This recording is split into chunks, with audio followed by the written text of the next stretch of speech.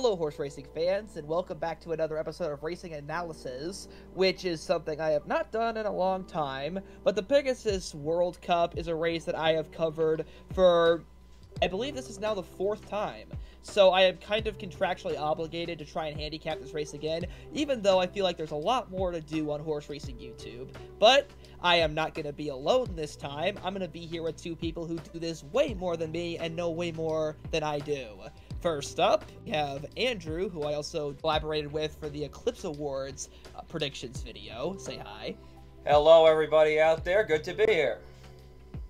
And I'll also be joined by my good friend, Jack Sargent of the Racing Rundown. Delighted to be here. That works. Alright, sweet. So, shall we get this very sort of wide open, a little underwhelming Don handicap underway? Let's do it. Number one, currently, morning line, he's 9-2. We'll see if he stays like that, but currently he is the second choice. Proxy. Yay?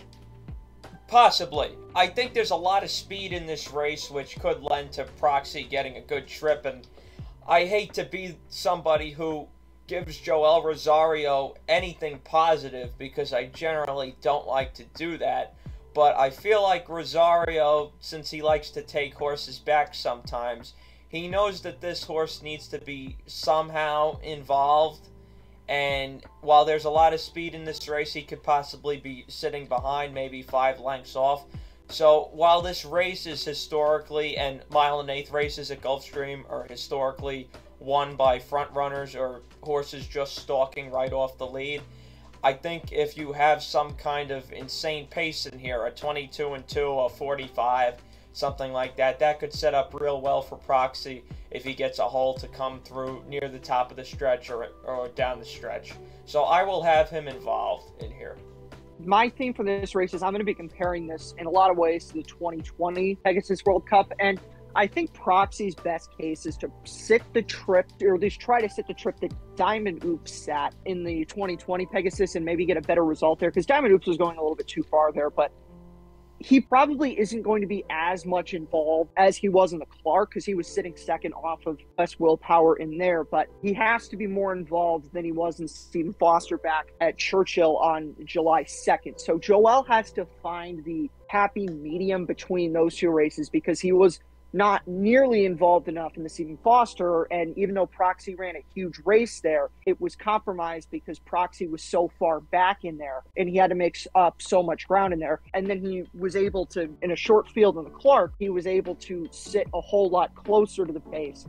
Then I think he'll probably sit in a larger field. So if he can find that medium and maybe get a pocket trip, maybe 4 or 5 lengths off of what I think could be 4 or 5 horses that are going to make the early running, that's probably where you're going to see him turn in his best effort. That makes sense. I'm going to pair something that you said earlier when we were pre-discussing this. I think the biggest thing that's going to hold him back is that even with this medium, even when things actually went his way, like in the Clark Stakes, he still struggled to pass that final horse because, as you said, he doesn't really have much of a heart. He's not really a winning horse. Like, there are horses that have the determination to win races, and then there's ones that have the talent to do so, but aren't really interested, and usually will stay third or second whenever they hit the wire, which is typically what Proxy does. I mean, they've tried a lot of things with him, and usually that's the end result.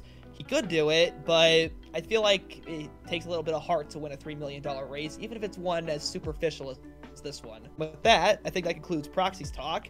Then we have number 2, the currently morning line 15-1 Simplification. I mean, nearly a year ago, which, man, time flies by fast, he was the winner of the Fountain of Youth. Since then, not much has really happened. What do you guys think? Most disappointing horse currently in training right now. If you're a listener of Racing Rundown, you know how much we hyped up this horse in the early part of the Kentucky Derby Trail last year, second in the Holy Bull with a disastrous trip there, and his Fountain of Youth win was very nice, and then a couple of an okay effort in the Florida Derby, and then a very strong effort in the Kentucky Derby, but the competition really caught up to him coming around Florida Derby time and then into the Kentucky Derby. He bled in the Preakness, which that race was kind of a wash, but you look at his 4 races since then. West Virginia Derby, he was beaten by Skippylongstocking, who we'll obviously get to later. He ran okay in the Pennsylvania Derby, but he was beaten by better horses in that spot. Very much well beaten in the Breeders' Cup Dirt Mile. And then last time out was a very discouraging race for him. That was the race where I finally decided to get off of Simplification, because he was never going to beat Skippylongstocking in that race, but he actually got past Pioneer Medina to get second for some length of the stretch, but Pioneer Medina was able to come back and take second away from him. So the fact that he couldn't hold off Pioneer Medina to finish second in the Harlan's Holiday was really the straw that broke the camel's back in there. He was a very good 3-year-old in the early part of the year last year, but the competition has since caught up to him. He is getting back to the place where he had his biggest success, but in terms of, we'll talk about it with him and with White Abarrio, I'm really not buying too much into the Gulfstream factor with these horses. I know that that's going to be, it's more so going to be made the case with White Abarrio, but I'm sure you can also at least try to make that case with Simplification. I don't really buy it because I don't think Gulfstream was the recipe for success for those horses. Geez, Jack, you really jumped right on right there. I knew you would, because this horse was a favorite of yours and Eric's on the podcast earlier in the year, and when I listened to that recent episode of Racing Rundown, I was still pretty surprised that you sold him in your segment of Buy, Sell, Hold. So the love affair is apparently over for now. I never had any love affair with this horse. I never really liked him at all, and that made me look like a fool early last year, but eventually he didn't really amount to do too much. I thought his best effort was his effort in the Derby, but then again, he was helped by the pace too, as were so many other horses. So I don't really know what to say about him. I just think he's a little overmatched in here, and while he's 15-1 and he presents value, I just don't really see how he's going to actually be a factor. The only sliver of hope that I have is that maybe just a small tad bit that Simplification might just be quote-unquote rounding back into form, but even that I genuinely don't believe. It's the only thing I got, but I mean, the Harlan's Holiday was still comparatively one of his better runs since the Derby Trail, but that's not really saying a lot. I think we all agree that he stayed about the same quality since the Fountain of Youth, or got worse, or for whatever reason, the rest of the competition is just better than him. Number 3, Ridin with Biden. So let's not get into politics here, but I'm not really a fan of this horse in this race. I like that he wins a lot, just as a horse. He's 7 for 20 lifetime, and he puts together good efforts, and sometimes he actually pays a little bit when he does so. I just think he's a little too slow for these horses. Not that this is a great field, but I feel like he's just going to be up there with a bunch of horses early with a lot of speed in the race, and he's just not better than those horses, so he's not going to be able to hang around. If you want to say one thing, and I don't want to turn this into a speed figure thing because I loathe speed figures, I don't really put too much weight into them, but he did run the same number in his last race that Defunded did, and Defunded's going to get a lot more play. He will in this race, but I mean, I don't like picking Parks horses outside of the state of Pennsylvania. It's just an issue that I always have with them, so that's kind of where I fall on him, and then probably also will be a factor early on. And if anyone's going to drop out of the pit, which I don't think that you're going to, I agree that there's going to be a lot of forwardly placed horses, but I don't think you're going to see anybody drop out and massively fade. But if any of those early on horses that are making the running are going to do that, it's going to be Ridin with Biden who's going to be that horse. Ridin with Biden, like Andrew said, is a horse I respect a lot. I think he's a very nice under horse, but he always kind of felt like a listed horse to me. Not a grade 1 horse by any stretch of the imagination. And also his running in the Greenwood Cup kind of reminded me of like the idea of sort of a horse who kind of has a set speed, and the way he places in a race is based off of everybody else. Like, he can hang on, he can run a little fast and be pressed, like he did in the Kris Kringle, which he barely won, but he seems to be better when the other horses are just slower, and he can just kind of have things to himself, like in the Greenwood. So, like you guys said, he does seem outsped. He's a bit of a slow guy. And then, after that, we return back to the Gulfstream Kentucky Derby horses with the other one, White Abarrio. So it's kind of like a high school reunion. It is. So, it is a high school reunion. So, how has the year treated you, Mr. White Abarrio, since your big Florida Derby peak? Not well. Not well at all. Yeah, I'm still sitting on a 16th place effort from this horse when I picked him to win the Kentucky Derby, and I got fooled. This horse fooled me on the Kentucky Derby Trail last year because the two efforts at Gulfstream were good, but we didn't know how good they were. But at the same time, a nice horse going into the Kentucky Derby Trail, but it was simply a matter of the horses at Gulfstream last year were not that good, and he was one of those horses. Like I said, I got fooled into thinking that he had legitimate talent. And the Kentucky Derby, he had a very poor trip. He was wide the whole way, so I don't think he was as bad as 16th in the Kentucky Derby, but he was never going to turn in a good effort there. Maybe he could have been up there with some of those around the level of your Barber Rhodes, that level in the Kentucky Derby. But Ohio Derby effort was, it was well beaten. Or when I say well beaten, he was never beating Tawny Port in that race. And then his two final races against 3-year-olds last year were just really bad. Okay effort in the Cigar Mile, but I'm really not trusting that because, as good as Mind Control is, Mind Control was not really grade 1 caliber toward the end of his career. And then Get Her Number has been a perpetually disappointing horse, even though being a former grade 1 winner. And then I talked about this earlier with Simplification. You're going to see people bring up the Gulfstream factor with White Abarrio. Well, he's 4 for 4 here. He's getting back to the place that he's had all his success at. That's fine, but here's the problem with that. The 2 stakes races that he won there, he tripped out. Remember back to the Holy Bull, Simplification stumbled. The start of that race, he was the best horse in the Holy Bull, and then when you get to the Florida Derby, Charge It was the best horse on talent there, and Charge It, that was just his 3rd career race, and Charge It was beating himself down the stretch there. So that's really where you look at with White Abarrio, and outside of that, it's very difficult to find credible good performances because the Cigar Mile on paper was a good effort, but I don't know how credible it is. I thought that was one of the weaker Cigar Miles in recent memory. I don't like this horse really in this race. I think he's going to take money from the Gulfstream angle. I think he's bad value in here. And the second half of that year was just so disappointing. Even his run in the Ohio Derby I thought was pretty disappointing with a perfect trip. So I have no interest in this horse. But I do like his stablemate a little bit. If White Abarrio was a horse at this high school reunion, he'd probably be the one who peaked in, freshman or sophomore year. Not even junior year. Number 5.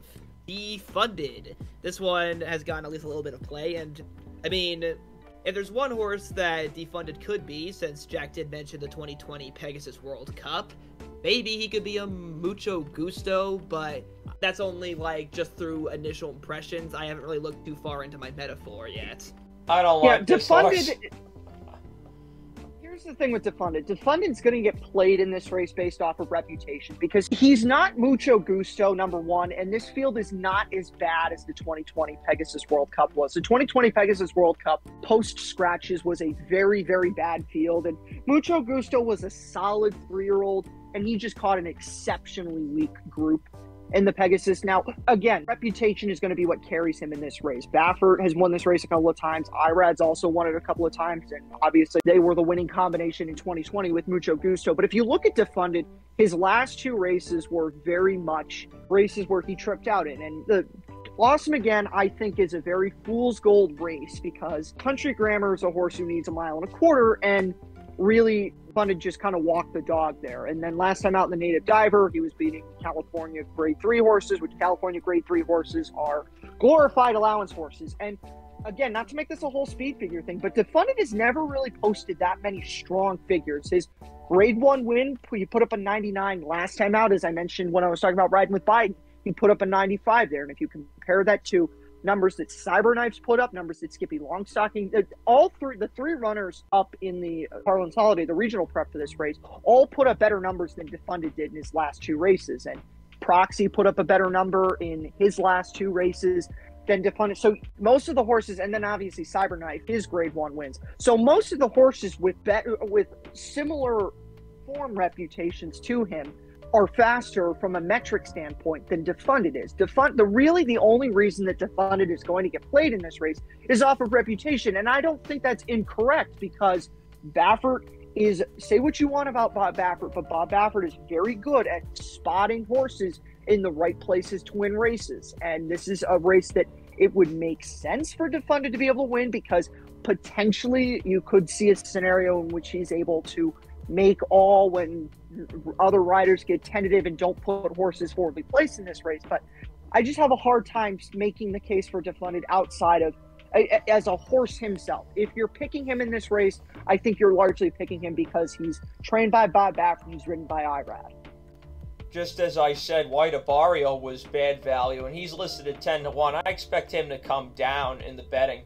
I think Defunded at 6-1, and I think you're going to get less on him as well, because people are going to bet the Rat and they're going to bet Baffert. I think that's a horrible price on him. I think those races out in California were extremely weak. He did get great trips in both of them.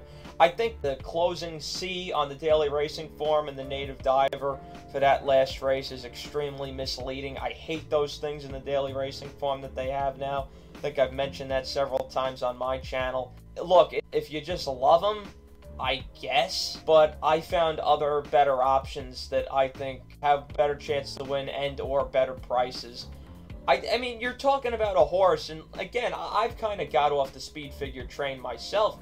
You've got a horse here that's running figures not too dissimilar to Ridin with Biden, and we're not giving him much of a chance in this race.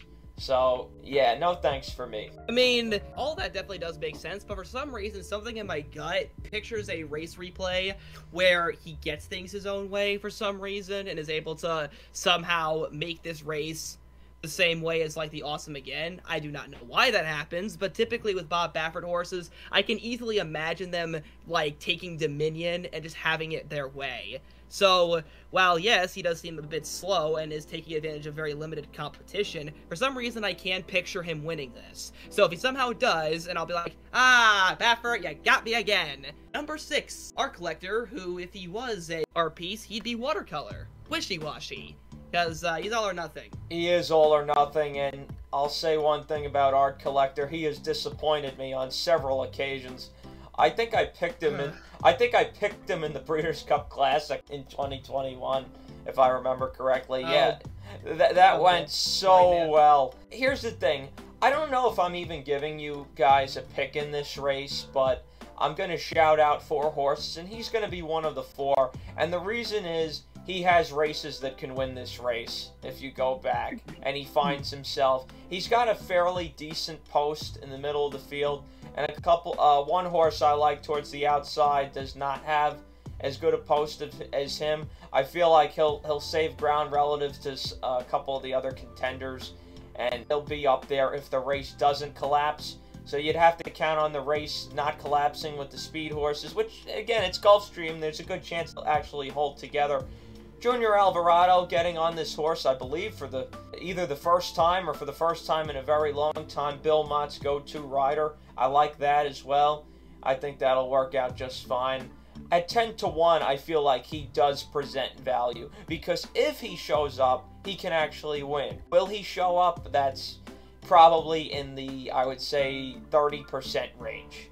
But at 10-1, I think it's okay to find. I'm not willing to find out with Art Collector. I was exceptionally disappointed with his effort in the Lucas Classic. I thought that the race on paper set up really well for him to be able to win that race. He made the early running of the race, and they didn't go that fast. He just didn't run a good race there. And, you know, if you look at his 2 races before that this year that I actually put any weight into, he was facing much weaker competition at Charlestown, and then in that fake restricted race at Saratoga, which I hope they get rid of this year. Complete side note there. But price angle, you know, and as Andrew said, races in the past that race, but I'm not willing to find out. And, you know, I'm not someone who goes the route of, okay, these are the 4 horses that I'm going to use. I single on one horse, and I played around a couple of years ago with this race, tried to find a long shot. Didn't work out. This is not a race where you can manufacture something like that. So I'm definitely not going to try to find out anything with Art Collector in this race.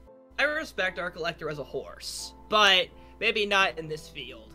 And I think it goes back to the 30% thing that you mentioned, Andrew, because Art Collector, yes, is a grade 1 winner, but whenever he's put in the top positions, like the Breeders' Cup, the Preakness, or the Saudi Cup, aka Jack's favorite race in the world, he usually doesn't bring that A game. His A game is always in competition or races that are a step below that, and even though this Pegasus is not, you know, the greatest thing ever, it still is above average for what he's running up against, and he certainly has piddled out on weaker competition before. So with that, we have now officially gone past halftime with no breaks. My head hurts. Number 7. This horse I love just for the name alone, but also I think actually has some serious potential here, even though I think at best he was a grade 3 horse, but maybe I'm wrong this time. Skippylongstocking.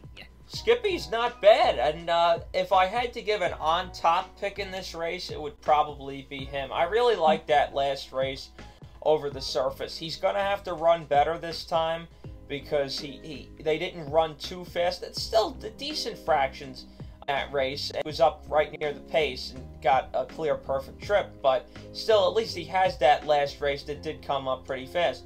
His West Virginia Derby was good. His 2 races against Mo Donegal were very good. I think the figure should have been higher in both of those. I like Skippy. I don't think that this field is too hard, as we've discussed at length already. And definitely, if I'm going to choose one of the Safi Joseph horses, I'm going to go with this one. He just feels like the kind of horse that could be within 2 or 3 lengths of the lead early and not back up like a couple of the others. So I do like Skippy. I'm going to use him heavily if I were to bet this race.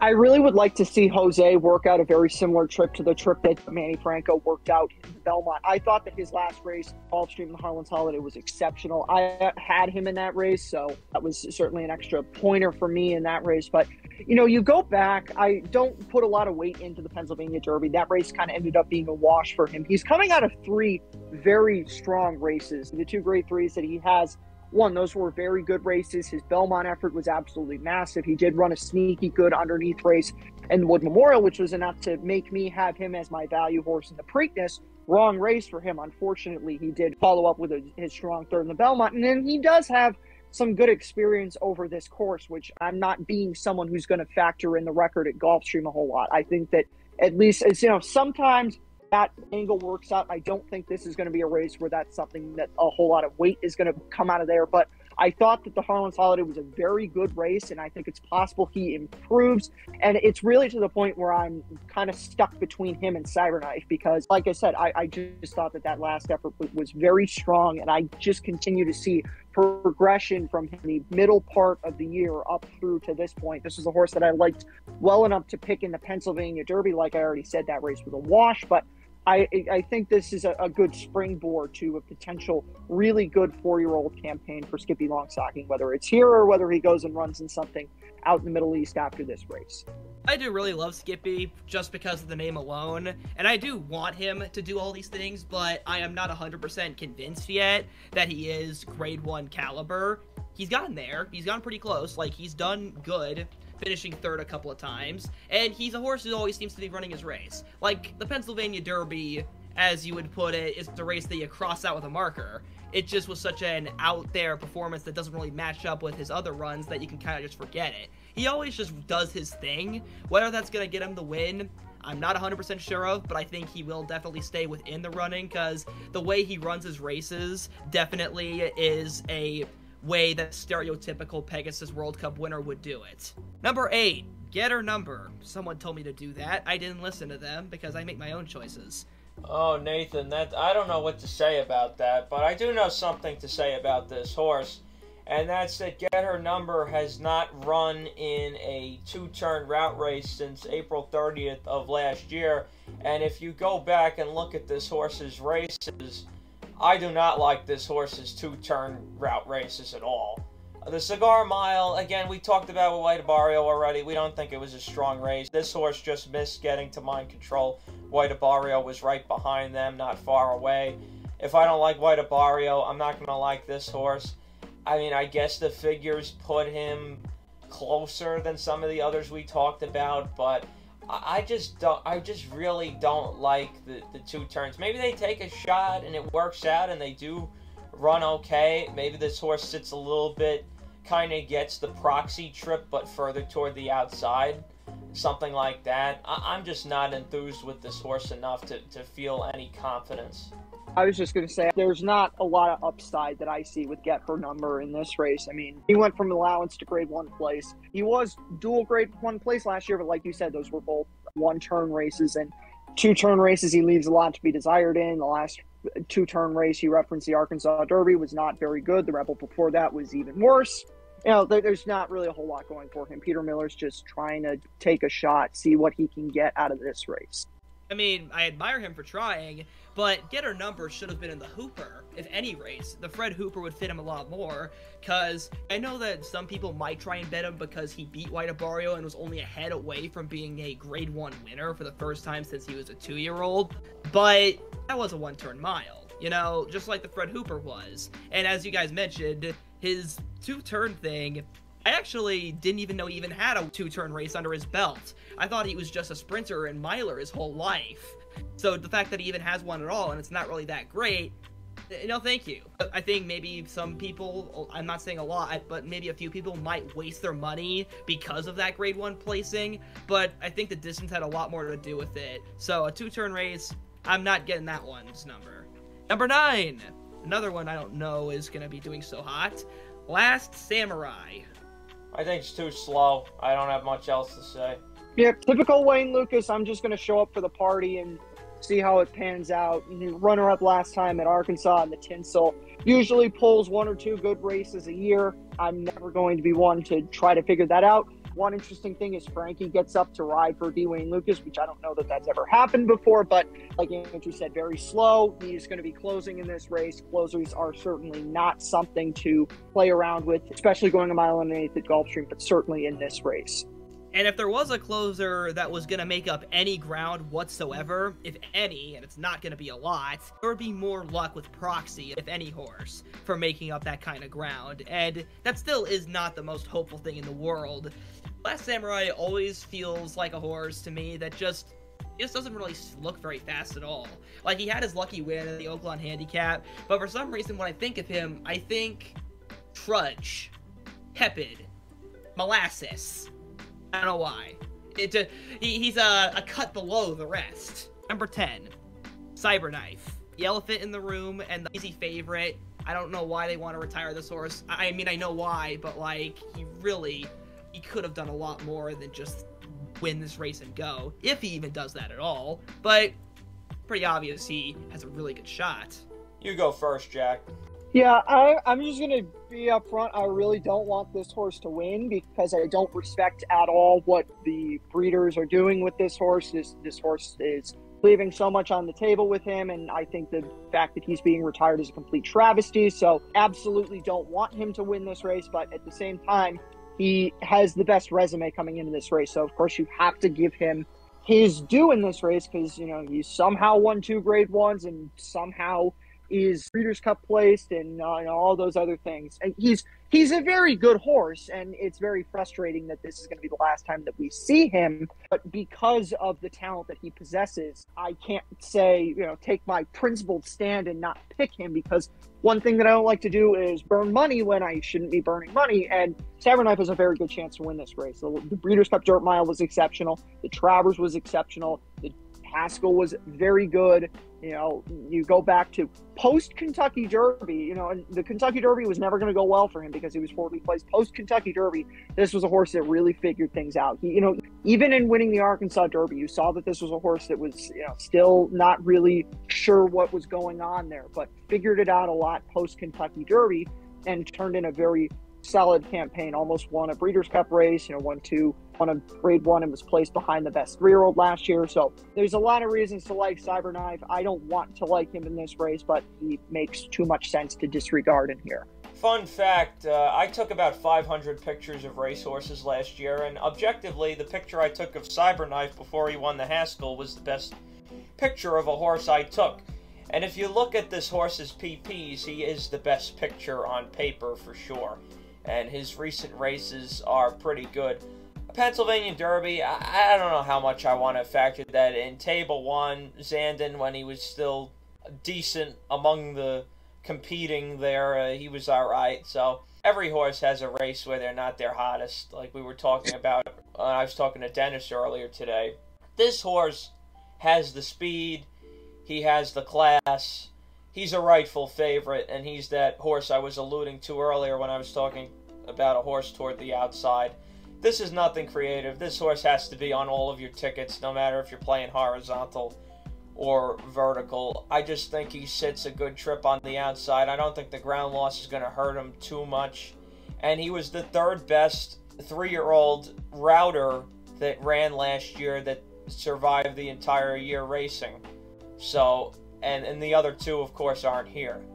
I think there's a lot to say about that, especially when the older horses are not very good. This horse has been through all the trials, ran in a bunch of big races, just one big race after another. There's not much other to say than all those positives. The one negative is going to be the price. He's probably going to be the favorite. If you get 5-2 on him, though, I think that's actually pretty fair. I'd say probably a value price on him would be 3-1 or 7-2. So 5-2 on him is not the worst thing in the world. I really can't say much bad about him in this race.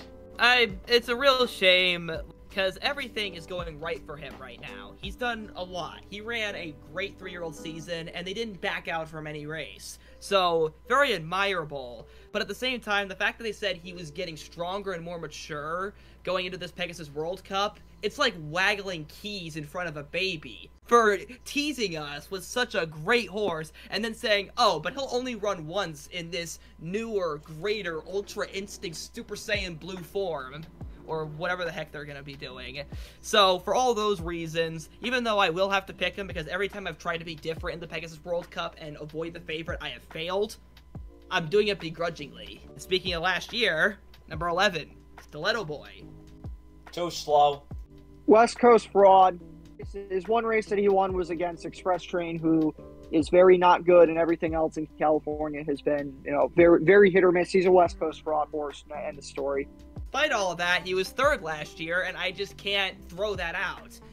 Sure, the last year's Pegasus World Cup was quite fast, but he was fast enough to get second and be right next to the troubled Nix Go. Sure, Nix Go didn't have the best trip, but he was able to stay right around there and still hang on to be third, which I think, even though the competition might be a little bit more consistent this time around without any standouts, that might be definitely the biggest thing that might stop him from running a similar race. You can't just throw him out. I mean, of course, he is definitely taking advantage of weaker West Coast races, but it's very clear that he has potential anywhere that's not the West. I mean, he won the Iowa Derby, which is, I guess, a little further out, not by a lot, and was third in this race last year, so I can't really throw him out. I know it's easy to just throw him off as a West Coast fraud, but I do slightly disagree, because he's done this before. Even if he won't this time, I feel like there's at least a little bit more credibility. And then lastly, speaking of horses that take advantage of their geography, O'Connor, the Chilean import, which seems to be a sort of running theme with these kinds of races. There's got to be always one. This horse gets the big brown post all the way on the outside. I hope you guys understand what I mean. I know you probably do, but I hope the viewers out there understand what I mean by that reference. This is a very tough post to win by at this distance at Gulfstream. I don't see how he has the talent to overcome that and also beat this field, especially because he's probably going to be trying to stalk just like a bunch of other horses in this race, and he's not going to be able to get over and save any type of ground. I also don't think he has exceptional speed early. I mean, he made that move on the backstretch and into the turn of his allowance optional claimer when he was less than 2-1. This is a whole different kind of race. He's a long shot, and he's a long shot for a reason, despite putting up those two decent figures. His last race was decent, and like I talked about earlier, the Harlan's Holiday came back.